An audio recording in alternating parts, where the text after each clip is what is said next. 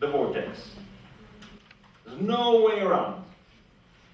Because water has decided that to move from one point to another point, never in a straight line.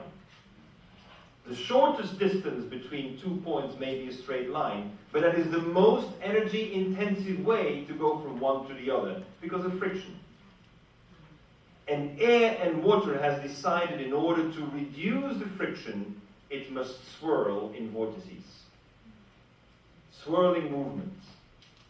When you are perspiring, like it's getting warm in this room, when you're perspiring, then the exit strategy for your perspiration from your skin is through a vortex.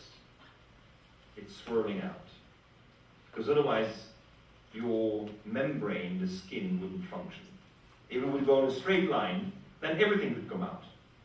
So as a result, even your skin is operating as a vortex.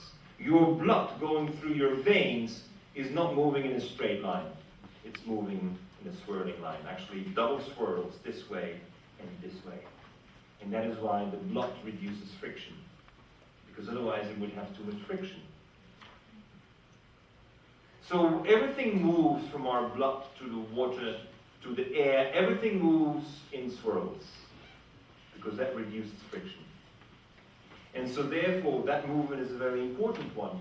The application that I think is the most interesting is water, drinking water. Do you think Taiwan has enough drinking water for the future? I think everyone knows in Taiwan that it's about, And what's the solution? Reverse osmosis. I mean, General Electric loves this. Nitto Denko from Japan loves this. This is cash for years to come for the business.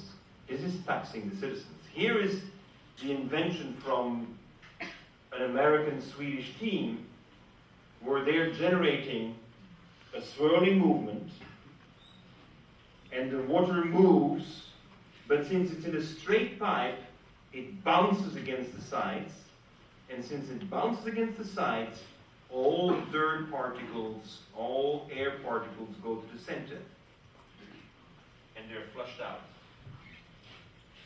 And as they are flushed out, the other water, cleaner water, goes through this again. The result is that you have clean water, no membranes, no filters. Now, when a child realizes that that swirling movement, which is so much fun to look at, because when they go and look at the river, I mean, that's fun, you know, all these movements around. That swirling movement actually cleanses the river. And in the same way, we can design ways to have clean water ourselves. Now, you're not going to succeed in convincing that child that you need filters and that you need chemicals and you need chlorine and you need this, that, and so. Can't do it anymore. Because they realize there's another way to do it. And it's this kind of simple approach.